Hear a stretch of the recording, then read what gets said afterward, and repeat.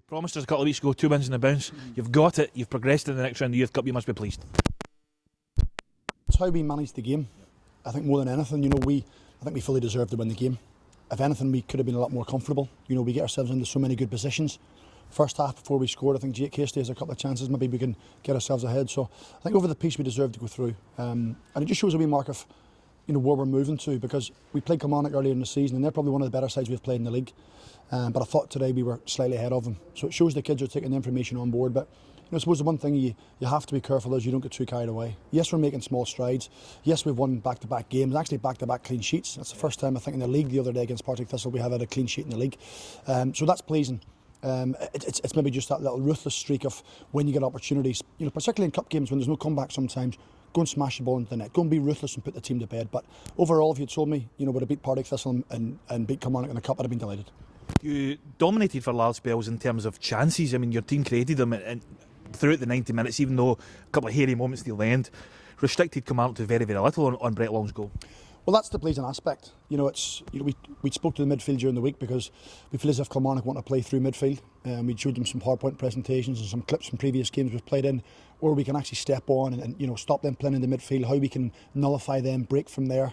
So that's in an attacking sense. But from a defensive point of view, it's about getting back into shape. Wide players taking up good positions defensively, full-backs having to defend 1v1, and more importantly, centre-halves having to go and win headers and win tackles. So I think when you speak defensively, it has to be everybody involved. Everybody has to understand the role. So you feel as if people are starting to understand the rules of what we're looking for and how we want to play.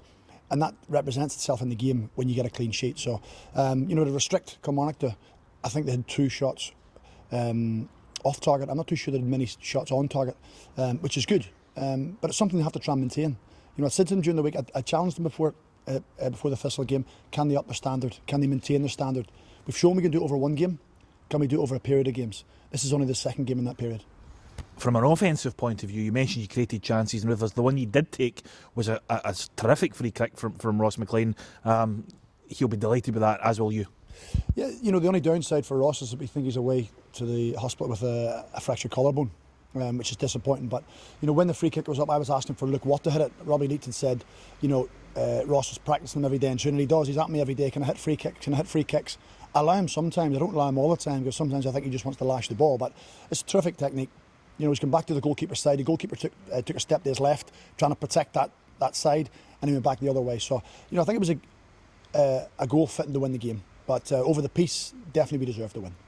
From a cup point of view now, I think that's down to the last 8 now. It's the complete nosebleed territory for us now in terms of the Youth Cup. We've not been this far in well over a decade. Can you win it? Well, our aim before the game was to get beyond Christmas. I said that to them, like Chris Cadden is a 96, this is his last year at 20s. Dom Thomas is a 96, his last year at 20s. And I said, make sure this is not your last Youth Cup game.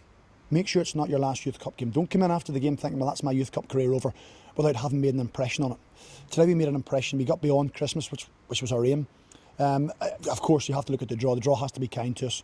But ultimately, the improvement and the strides we've made, I don't think we fear anybody. That's not being arrogant or cocky. I just think we're making good strides. We still have David Ferguson potentially come back into the team as well. So, we're reasonably strong. But it's about them. I think their performance level's gone up in the last 2 games. We've deservedly won games. But now can we do it over 5, 6, 7 games? We have 2 games, I think, now before Christmas. Yep. The aim will be to win those 2 games before Christmas, enjoy our Christmas break and come back, ready to go again.